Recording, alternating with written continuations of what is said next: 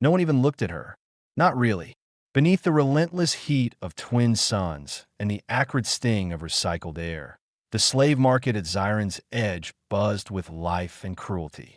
The Andromeda trade route, artery of the civilized galaxy, pulsed through here with all the charm of a clogged vein, rich with traffic, poisoned by profit. Giant banners flickered with holographic ads for docile companions, battle-ready brutes, and pure-line entertainers, all promising obedience with a smiling face. Sura stood in silence, wrapped in the stench of sweat, machine oil, and panic. The auction platform beneath her vibrated slightly with each shift of the crowd. A dozen species were up for display, furred, scaled, feathered, some humanoid, some not. Traders moved through them like farmers at a meat stall, scanning neural tags and checking teeth. Most didn't even stop to look at her. Those who did, didn't linger. Too thin, too quiet, skin too strange green, like jade glinting under moonlight, with faint lines of bioluminescence flickering along her collarbone and wrists, pulsing in soft waves like breathing. Her eyes were a pale, opalescent gold, always half-lowered, avoiding contact. She stood motionless with her hands clasped in front of her. Not submissive, not defiant, just fated. The seller was growing desperate. A barrel-chested Ordaxian with cybernetic arms and a shock baton dangling from his belt. He barked with tired aggression. Rare species, strong mental resistance. Cleans up nice. No prior ownership. Lies. All of it. He didn't know what she was. No one did. Not really. He couldn't even pronounce the name of her homeworld properly, because it had been burned out of the charts nearly a decade ago. A Talvori merchant glanced her way, then snorted. Looks defective. Malnourished. You scan her for cognitive lag. Clean slate, the seller insisted. Docile and undamaged. A passing trader in silk-trimmed armor paused, leaned close, then wrinkled his nose. What's that smell? Emotion suppression drugs wearing off, the seller muttered, stepping between them with a strained smile. Easy fix. Sura didn't react. Not to the stares, the whispers, or the evaluations. Not even when a mech drone hovered down to flash a light in her eyes. She barely breathed. It was easier that way. The noise, the heat, the stink, it all blurred together. But her mind, buried beneath a decade of conditioning, still slipped sideways sometimes. Cracked blue skies, hands warm on her face, laughter, running water, memory, dream, or just fragments the brain conjured to stay sane. Free, the seller suddenly bellowed, throwing his arms in the air. I'm serious. Just take her off my hands. She's taking up display space. Buyers chuckled and moved on. Even in a place where life was sold by the kilo, she was worth nothing. And then someone stopped. Sura noticed him first by the shift in pressure. The energy around her changed. Not tense, not leering, just still. She slowly lifted her gaze. He was human. Of all the species she had learned to fear, that one she knew least, and yet instinctively trusted least of all. Humans had a reputation in the outer systems. Reckless, emotional, violent when cornered. Too new to the galactic stage to understand their place, too stubborn to accept it. And yet, he didn't look like a conqueror. Dust clung to the folds of his jacket. His boots were worn, crusted with reddish grit from the surrounding moons. His eyes, a shade of gray that caught the fading sunlight like iron catching a spark, didn't scan or judge. They just held her, quietly, without pity. She'd forgotten what it felt like to be looked at like that. The seller perked up, suddenly energized.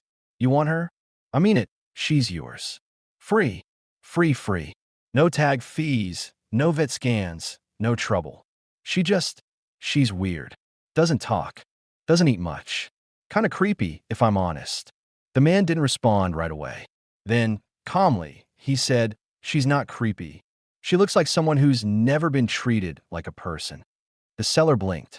Look, buddy, you want to hand out charity? There's an orphan booth down in the second ring. I'll take her, the man said, voice low but firm. Transfer ownership. No tracker. I don't want anyone claiming salvage later. The seller hesitated. You sure? Yes. Paperwork was transferred onto a data chip. The man signed with a thumbprint and retinal scan. The seller shoved a chain into his hand with visible relief, as if he'd just unloaded a cursed relic. And that was it. Legally, physically, completely, she was his. He didn't tug the chain. He didn't grab her arm. He simply looked at her and said, "You can walk." So she did. The crowd parted slightly as they left, a subtle ripple of unease passing through the nearby buyers. No one tried to stop them. No one cared enough to question why he'd taken her. He didn't speak again until they reached the edge of the market. The shuttle port buzzed in the distance, loud engines rising into orbit, carrying cargo and corpses alike to scattered corners of the stars. But he turned away from the port and walked toward the outskirts, toward the hills. "I'm Oscar," he said after a while, not looking back. Sura said nothing. They reached a small house built into a cliffside. Old tech, manual locks, real wood beams reinforced with synth steel. Vines had begun to reclaim parts of the roof. A solar turbine hummed softly in the wind. It wasn't fortified. It wasn't rich. It was home. She hesitated at the door. He opened it and stepped aside. "You can come in if you want." Inside, the air was cool. There was the faint scent of spice and soap and machine oil. He didn't lead her to a cage. He didn't point to a mat on the floor. Instead, he showed her a room. Blankets, clean clothes, a water basin. "I made stew," he said, almost awkwardly. "If you eat. If not, that's fine too." Sura sat on the edge of the bed, still expecting the pain to come, still waiting for the trick, the command, the punishment. But nothing came.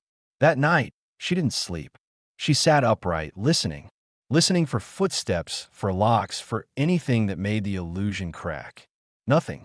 The next morning, food appeared again. Fresh, spiced with something warm and earthy. He didn't speak much, but when he passed her, he always moved slowly, deliberately giving her space. By the third day, the silence had changed.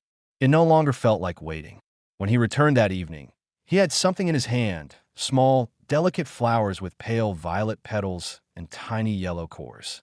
"Wild, not bought. These reminded me of your eyes," he said, placing them in a glass beside her bed. She stared at them. He didn't ask her to like them. Didn't expect gratitude. He just set them there and moved on like it was normal. But it wasn't. Her eyes stung. Her chest ached. She didn't know why. Tears came slowly, soundlessly, confusing, unwelcome, uncontrollable. He found her like that an hour later. He didn't flinch, didn't try to stop her. He just sat beside the bed, not touching her, just near enough to feel real. "You don't owe me anything," Oscar said, his voice quiet and steady. "You're not here to serve. You're here because no one else saw you." And I did. Her throat locked. The words she wanted to say, whatever they were buried deep under layers of silence and fear and memory. But the tightness in her chest loosened just a little. It hurt in a different way. Not like pain, like healing, like something old and broken had begun, without permission, to stitch itself back together. Sura still didn't understand him. She didn't know what humans were supposed to be. But this one didn't treat kindness like currency, and that made him dangerous, and maybe, just maybe, worth trusting. For now, the warning came with the air. Long before the clouds rolled in or the sirens sounded from the lower ridges, Sura felt it. A shift in pressure, a tingling at the base of her spine. Her skin reacted before her mind could catch up, bioluminescent threads along her arms flickering into slow, uneasy pulses. Oscar had left the main hatch open while working on the external generator. He was halfway through adjusting the cooling fans when she stepped out silently onto the front step. He looked up at the sky.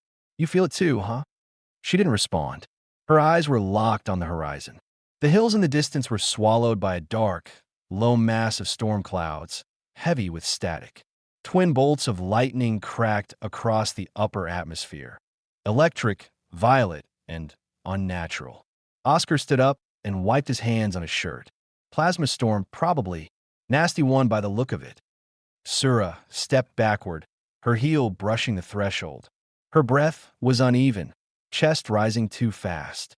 The wind picked up, laced with the sharp scent of charged particles and old metal. She knew that smell, that sound. She remembered the last time. Not a dream, not a vision. Memory. The rattling of a steel cage, bolted to the side of a slaver ship. The groaning of engines straining through turbulence. The storm hitting harder than forecasted, and then blackout. The power failed. The sedatives wore off too fast. The lights flickered.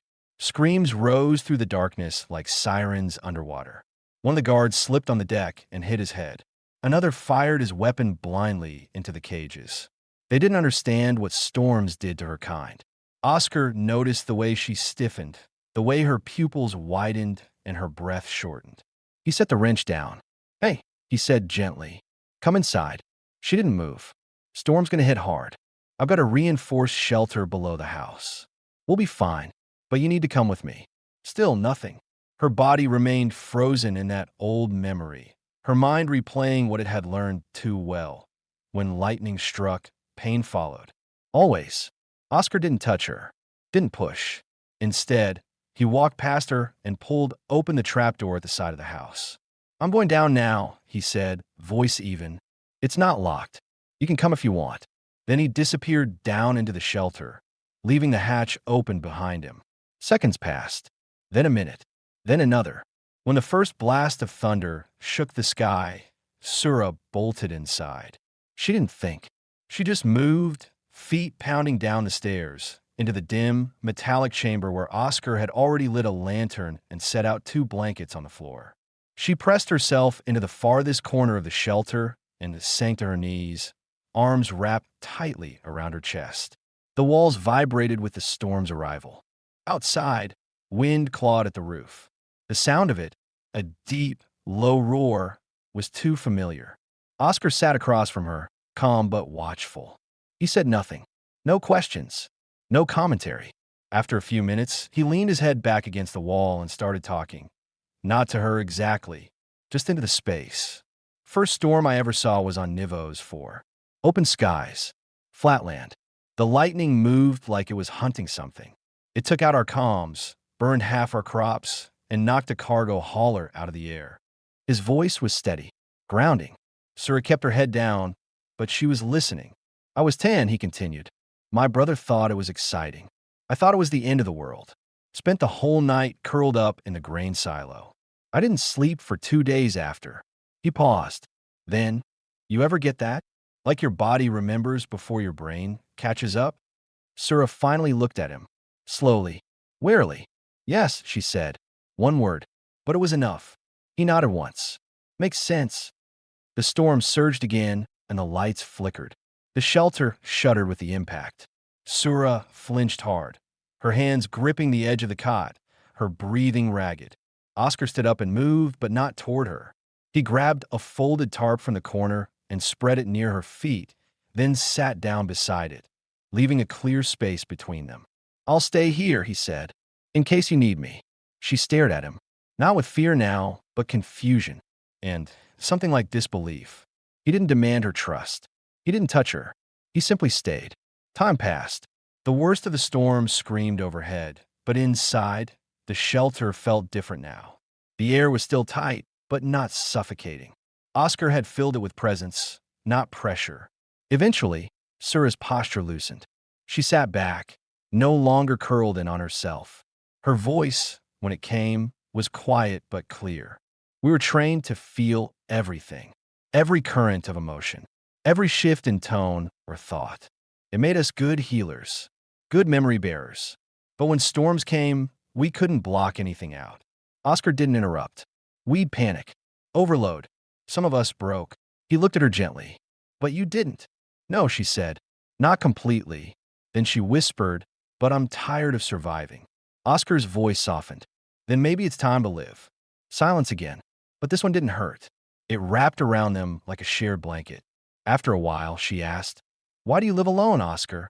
He gave her a sad smile. "Because when I was with people, I was always trying to fix what I couldn't save. And now I fix what's in front of me." Sura looked down at her hands. The faint green glow from her skin had dimmed. Her fingers didn't tremble anymore. "I'm not something broken," she said, almost like a warning. Oscar met her gaze. "I know. That's why I'm still here." Thunder cracked, and for the first time in years, she didn't flinch. The storm passed just before dawn. When they climbed out of the shelter, the air was wet and heavy, but the sun was already burning through the clouds. Sura turned her face to the sky. She didn't smile, but she didn't hide either. Oscar offered her a cup of hot water. She took it. Something had changed.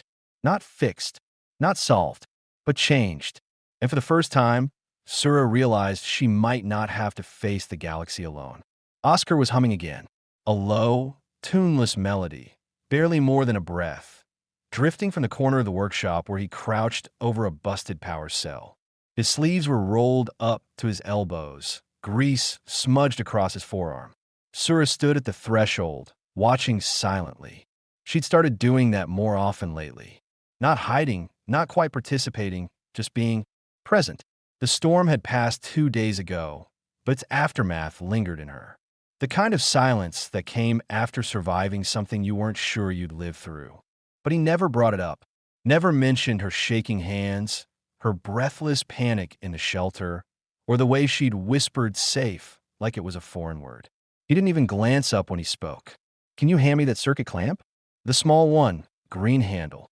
Sura's eyes flicked to the table. She picked it up and held it out without a word. He took it gently, brushing her fingers by accident. She didn't flinch. "Progress." "Thanks," he said, then returned to working.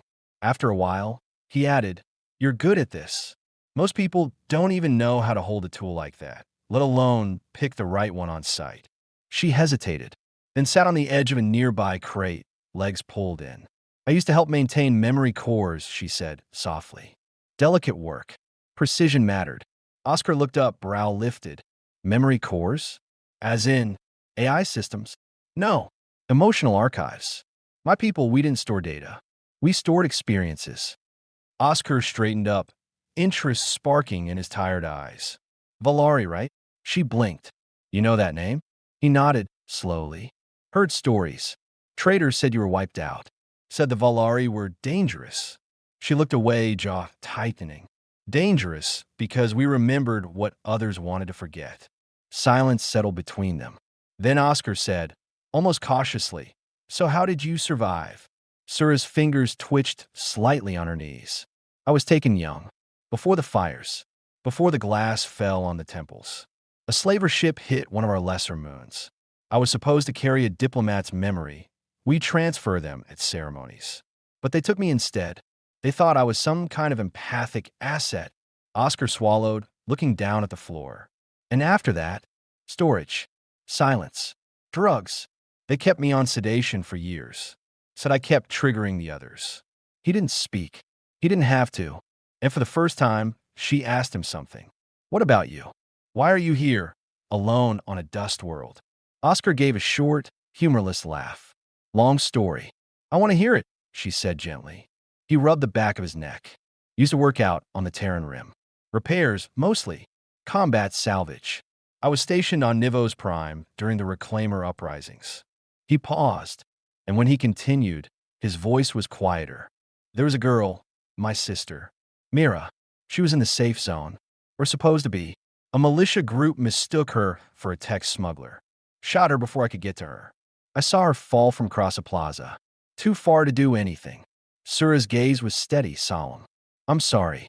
She was 16, he said. "Brightest damn thing I'd ever known. After that, I couldn't stay. Left the unit. Took every off-world job I could. Eventually found this place.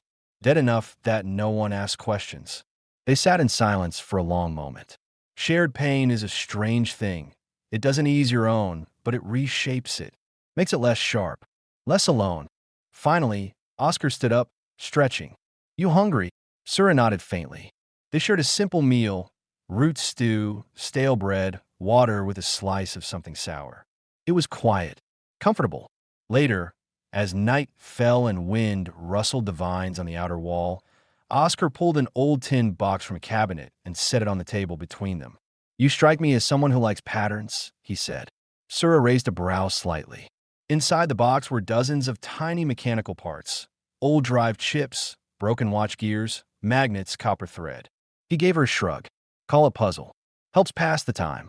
Without a word, Sura reached in and began arranging the pieces, connecting shapes, stacking weights, twisting bits until they aligned into a small kinetic sculpture.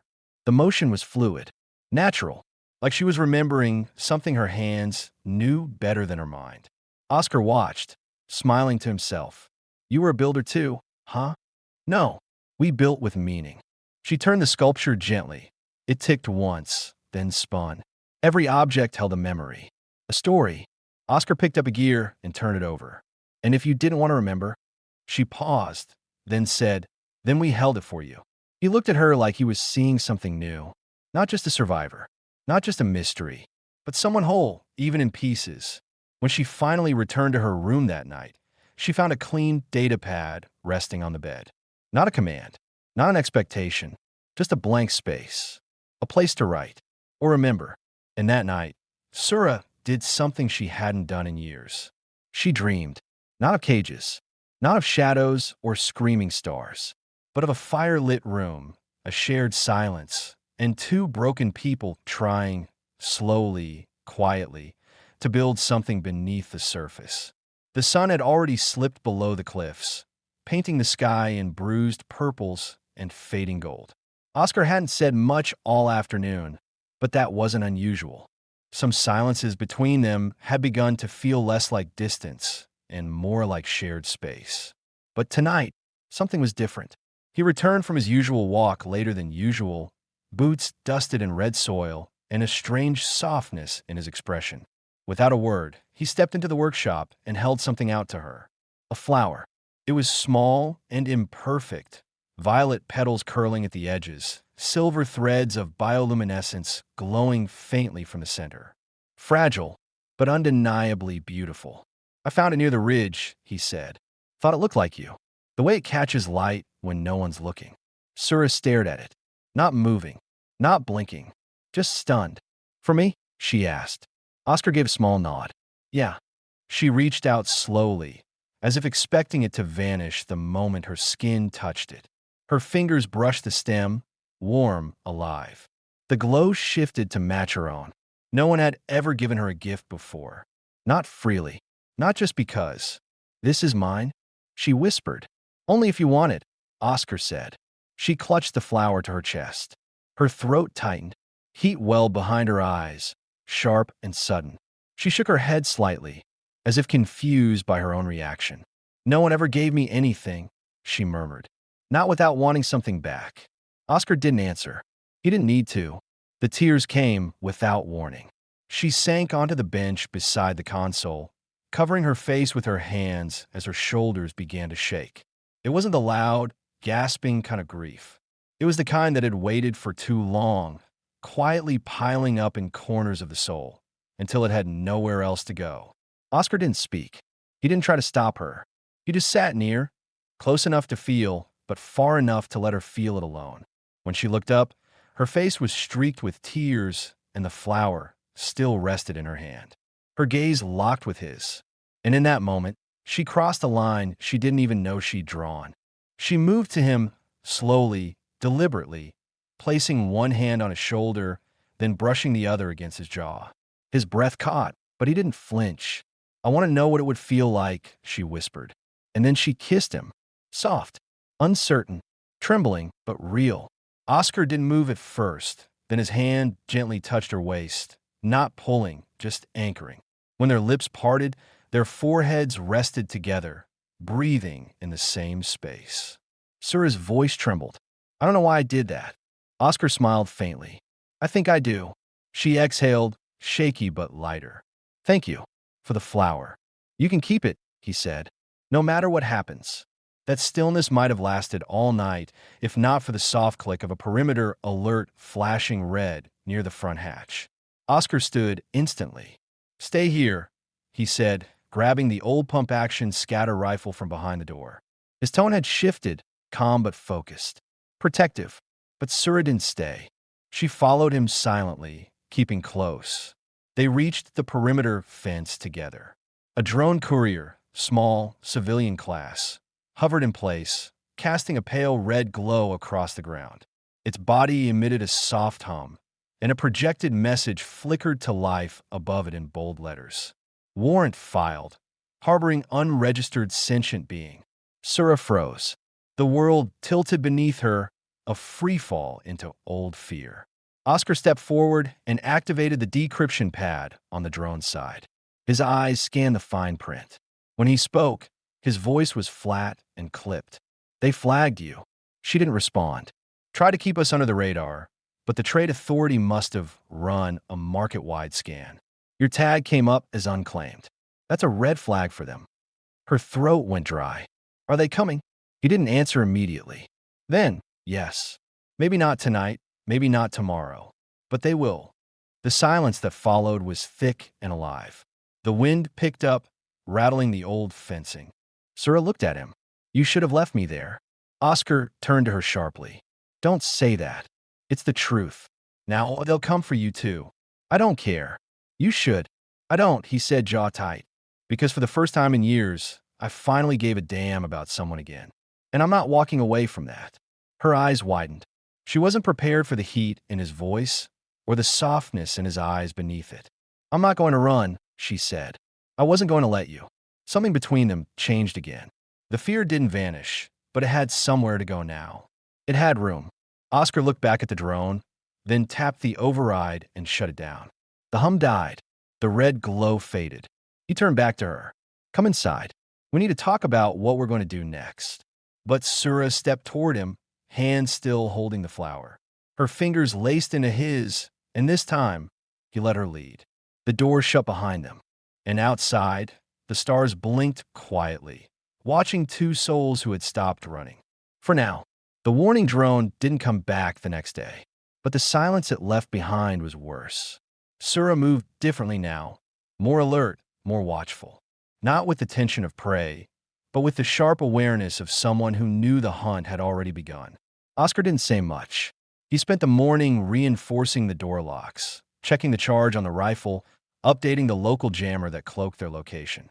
Practical things. But there was something simmering underneath all of it, frustration, maybe, or fear. He wore it in the tightness of his shoulders and the way his eyes avoided hers. She sat by the window, flowers still resting in a glass by her side, and tried not to let the quiet crack her open. But it did. Around midday, she found him in the workshop, hunched over the console again, rechecking wiring that didn't need checking. "You haven't looked at me all day," she said. He didn't answer right away. "I'm looking at the problem," he muttered. She tilted her head. "And what problem is that?" Oscar dropped the tool with a clatter. "That the trade authority knows you're here. That they'll send someone eventually. That I don't know how to protect you." Sura's voice dropped, cooler than she meant. "You think I need protecting? I think the galaxy's built to break people like you." It struck too deep. She stood, slowly. "People like me?" Oscar cursed under his breath, stood, and turned toward her. "I didn't mean it like that. He ran a hand through his hair, visibly unraveling. "You're not just someone I picked up from a market, Sura. You matter. And that terrifies me." That stopped her cold. "I'm not a burden," she said quietly. "I didn't say that. You didn't have to." Oscar's hands dropped to his sides. "I've already lost someone I couldn't protect. I can't lose you too." "You don't own me, Oscar," she said, voice firm now. "You didn't save me like some damsel in distress. I chose to stay. I know that. Then trust me to stand beside you, not behind you." The silence that followed was heavy, emotion thick in the air between them. Finally, Oscar exhaled, voice softer. "I'm not used to this. Having someone. Caring this much." Sura looked away, jaw tight. "Neither am I." He took a step forward, but didn't close the distance. "I'm sorry. I didn't mean to make you feel like a weakness." "You didn't," she said. "You made me feel like a memory." His brow furrowed. "Is that bad?" She shook her head. "No. It's the most dangerous thing someone like me can feel." Oscar didn't move. He just watched her with those storm gray eyes, torn between regret and something deeper. A long, fraying pause passed. "I was going to leave," she said, barely more than a whisper. "After the drone, I thought about slipping away in the night." Oscar's face shifted. Pain. Panic. "Why didn't you?" "Because of this." She pointed at the flower on the window ledge. "Because for the first time in my life, someone gave me something and didn't expect a piece of me in return." His voice cracked when he said her name. "Sura, I'm scared too." she said, stepping forward. But I won't be kept safe like a relic in a vault. If we run together. If we fight together. But I won't hide from the galaxy again. Oscar looked like he might say something, then just nodded. A slow, understanding kind of nod. The kind that came not for victory, but surrender. Not to her, but to them. He reached out, this time taking her hand first. Together, he said, their fingers intertwined. Outside, the wind had picked up again. The kind of wind that usually came before something big. Something final. But inside, they were still standing. Cracked. Afraid. But not fractured. Not anymore. The first sign of trouble came at dawn. A ripple of static passed through the perimeter jammer, triggering a low hum that vibrated through the floorboards. Sura sat up instantly, her senses already on edge. Oscar was up before she even moved, scanning the console on the wall with practiced urgency. Perimeter breach. No ID tags. 5 life forms. Coming in fast. Sura's blood turned cold. Scouts. Oscar shook his head. No. Too many. This is a retrieval team. She was already moving, bare feet across cold floor, pulling on her boots, wrapping the light jacket she'd taken a wearing. Not a habit. Out of choice. Her choice. They didn't speak for a moment as the tension in the air thickened. Then Oscar looked at her, rifle slung across his back, a pulse grenade in his hand. This is your chance to go. I'll cover the front. You take the trail through the ridge and don't stop until you reach the comm tower. There's a pilot there, Zaina. She owes me. No, Sura said, her voice sharp. He blinked. I'm not running without you. Oscar stepped forward, his frustration barely held in check. I'm not asking for a debate, Sura. I brought this on you. Let me. She grabbed his wrist. No. Her eyes burned, not with fear, but with resolve. You didn't bring this on me. I chose to stay. I chose you. And if they want to take me, they'll have to tear us apart. For a beat, the world seemed to go still. Oscar exhaled through his nose. The fight left his posture, and in its place came something heavier, understanding. Then we hold them off together, he said. They fortified the house as fast as they could. Oscar laid traps at the back entrance. Sura rewired the drone jammer to send out decoy signals. She didn't hesitate. She didn't ask how. Her fingers moved with precision, mind clear. The trauma that had once paralyzed her now moved through her like fuel. The sun rose, casting orange light through the haze. The silence before the storm. Then came the sound, boots on dirt. 5 of them, armed, efficient. Oscar stood at the window with his rifle, eyes narrowed. They're not authority, he muttered. Sura looked up. What? They're mercs. Contracted. No insignia, which means they don't care about protocols. They're here to extract, dead or alive. He looked at her then, voice low. They don't know what you are. Not really. They just want to turn you in and get paid. Sura stepped forward, the flower he'd given her still woven into the laces of her wristband. Then they'll see what a Valari is capable of. He raised an eyebrow. What are you capable of? Her eyes shimmered faintly as her skin lit with bioluminescent lines, stronger now. Controlled. I remember pain, she said, but I also remember every kindness, every injustice, every face that turned away, and I'm done hiding from all of it. Oscar couldn't help it. He smiled.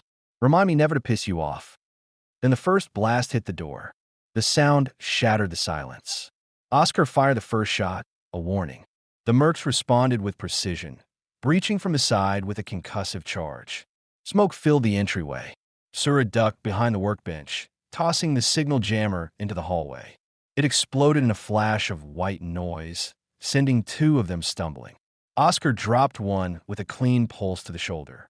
Sura charged another, striking with the metal rod she'd sharpened days ago without telling him.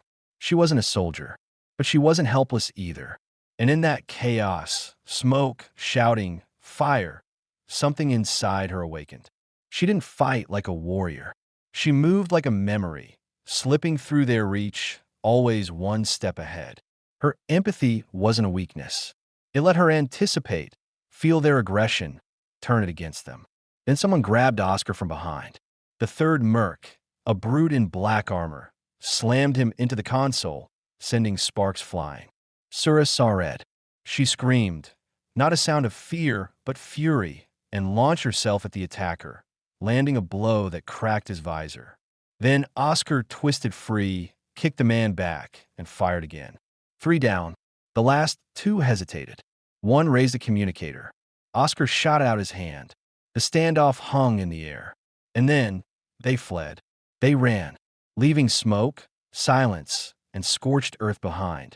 Oscar leaned against the wall, breathing hard, blood at his temple, eyes wild. "You okay?" he asked, voice hoarse. Sura nodded, panting. Her lip was split, her arm bruised, but she was standing. "I'm fine." Then she walked over to him, cupped his face, and kissed him. This time it wasn't hesitant. It wasn't testing the waters. It was fire and survival and everything they hadn't been allowed to say. When they broke apart, she whispered, "I'm not property. I'm not cargo. And I am not afraid of who I am anymore." Oscar touched her forehead to his. "Then let's make sure no one forgets it." They stood there in the middle of a half-destroyed house, side by side. And when the next drone flew overhead, scanning the ruins, it didn't register surrender. It registered freedom, because Sura and Oscar weren't just surviving anymore. They were fighting for the right to live on their own terms. Together, they didn't wait for the second wave. By sunrise, the fires in the hills were still smoldering, and the scent of scorched metal clung to the air. The mercenaries had been just a preview. Oscar knew that. The next group would be bigger, better equipped, and less inclined to leave survivors. So they ran. Or rather, they left with purpose. The old desert runner Oscar kept buried under the shed sparked to life after just 2 tries, a miracle given its rusted panels and age. He tossed her a bag of supplies. She caught it midair, no longer hesitating, no longer wondering if she had the right. They rode fast and quiet across the ridge, engines low, systems scrambled. By the time the sun was at its peak, the city walls came into view, tall and grim, surrounded by landing pads and watchtowers. No one walked in the open here. This was a transit hub, not a home. A place where people came to disappear or pay for the privilege of pretending they didn't exist. Sura kept her hood up, head low, eyes sharp. Oscar walked beside her like someone who belonged. Dusty jacket, confident stride, the calm of a man with nothing left to lose. They passed a checkpoint without issue. Oscar flashed an outdated but convincing ID, and the guard barely looked twice. Sura's heart pounded the whole way through, but no alarm sounded. Not yet. Zaina's workshop sat in the shadow of a half-collapsed comm tower, hidden in plain sight. The sign above the hangar blinked in 6 different languages, and no questions, no refunds. The woman herself was leaning under the belly of a compact cargo hauler, her legs sticking out and a plasma torch sparking like fireworks. She didn't move when Oscar called her name. "Zaina." From under the ship came a voice laced with smoke and sarcasm. "If that's a debt collector, tell them I'm dead." "It's me." Zaina slid out, goggles pushed up on her forehead, revealing a face aged by solar burns, cigarette scars, and too many bad deals. When she saw Oscar, her expression softened, just a little. "Damn, I thought you'd have drunk yourself into a crater by now." "Almost did." Then her eyes landed on Sura. They narrowed, assessing. "This or?" Oscar nodded. Zaina exhaled. "All right. How bad?" "Trade authority. Contracted bounty. Merc's already made a move." Zaina whistled low. "You really know how to pick him." She didn't pick this. Sura stepped forward. "I need to get off-world." Zaina raised a brow. "You both do now." Oscar glanced at Sura.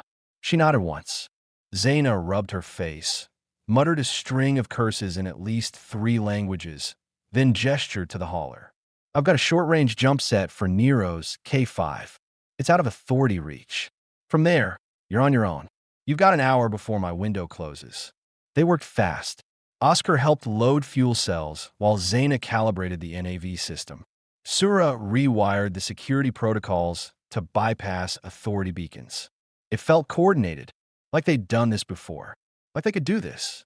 As the ship began its final startup sequence, Zaina pulled Oscar aside. "You sure about this?" she asked quietly. "You're burning every bridge you had left. You disappear with her, and you don't come back." Oscar didn't hesitate. I don't need to come back. Zaina stared at him for a long moment, then shook her head with a dry laugh. You know, I still remember that day. For years ago, I was cornered by Trade Patrol outside the Ivara Belt. Had 2 crates of illegal sensory tech in my hold. No transponder, no permit. They were going to impound the ship or throw me out an airlock to save on paperwork. Oscar's brow furrowed slightly, his voice low. You never told me what happened after. Zaina shrugged. Didn't need to. You already saved my ass. Some no-name mechanic with clearance codes you weren't supposed to have. You could have turned me in, walked away clean. But instead, you wiped my ID, scrambled 3 satellites, and told me, what was it? She smirked, her voice turning almost soft. Fly like you matter. Oscar looked down, the memory flickering across his face. You gave me freedom that day, she said. Didn't even know my name. She glanced at the ship, where Sura was strapping into the co-pilot's seat, the faint blue glow of her skin reflecting off the glass. And now you're doing it again, just for someone else this time. Oscar met her eyes. She's not someone else. She's everything. Zaina held his gaze for a moment longer. Then she smiled, lopsided and a little sad. Then you better make sure you don't break her. Go. They boarded just as the warning klaxons started echoing across the city. Authority patrols. Too late to stop them, but close enough to make escape a gamble. Oscar threw himself into the co-pilot's seat. Sura's hands hovered over the controls, waiting. He looked at her. You ready? She smiled, small but real. I'm not afraid anymore. The ship launched. Engines screamed as they tore through the atmosphere, dodging beacon locks and scrambling signals. Sura's fingers danced over the NAV pad, sharp and confident. Oscar handled the defense grid. Zaina's ship shuddered under pressure, but held steady. And then they jumped. One blink, one breath, gone, into the black. The stars were different out here. Colder, sharper, but also clearer, like someone had wiped the sky clean. They didn't speak for a long time. Then Oscar leaned back, exhaled, and let his head fall against the wall. Well, he muttered, that was a hell of a way to say goodbye. Sura looked at him, her expression unreadable. It wasn't goodbye, she said. He glanced at her. She was holding the flower again. Somehow, in all the chaos, she'd protected it, pressed between pages of the book he'd given her. It was bent, a little crushed, but still glowing softly. She met his eyes. It was the first thing that was ever mine. I want you to know, I chose this. I chose you. Oscar blinked, slowly, as if her words needed time to reach every part of him. I didn't think I deserved that. You didn't have to. They sat in silence a while longer, staring out at the stars. Finally, Sura spoke again. You gave me freedom, Oscar, not just from them, from everything, from a belief that I was nothing. You were never nothing. I didn't know that until you looked at me like I was something. Oscar didn't answer right away.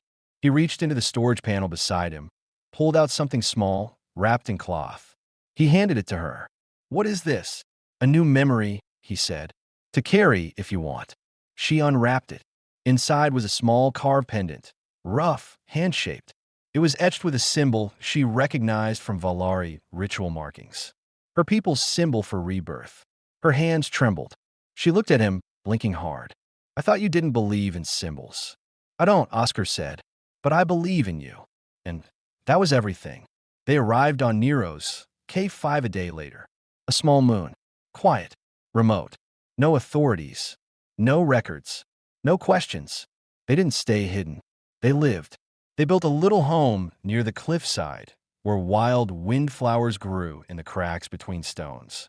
Sura taught the children of the village how to recognize emotional resonance in plants and stones. Oscar fixed broken generators, patched ships, and once a week, played cards at the market and always lost. And on their roof, under alien stars, they kissed like they were still running, but now towards something. Toward each other. It was one of those mornings that came softly.